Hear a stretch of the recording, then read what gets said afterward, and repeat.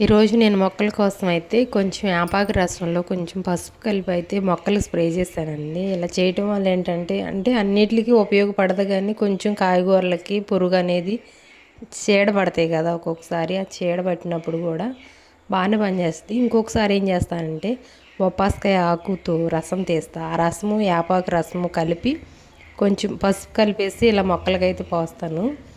అట్లా పట్టడం వల్ల కొంచెం పేను బంక చీడ అనేది పట్టకుండా ఉంటాయి అని చెప్పి అలా చేస్తాను. వంగ చెట్టు చూసారా, ఎప్పుడో కోసాను. అవి కాయలు ఇంకా 4-5 కాయలు అలా ఉంటే వదిలేసాను విత్తనానికి ఉంటాయని.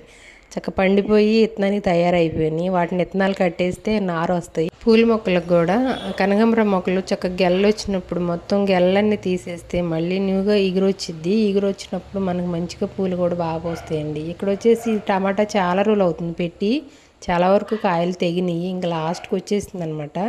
ఇంకా 2-3 ఉన్నాయి, ఇంకా అయిపోవచ్చింది. ఇంటి ముందు గోరింటాకు చెట్టు ఉండకూడదు అంటున్నారండి, కానీ నాకేమో తీయటానికి ప్రాణం ఒప్పట్లేదు. ఎంచక్క చేతి పెట్టుకోవడానికి తల పెట్టుకోవడానికి బాగా ఉపయోగపడుతుందని చెప్పేసి నేను గోరింటాకు చెట్టు అయితే ఎప్పుడు అలాగ ఉంచేస్తున్నాను, అని అరగట్లేదు.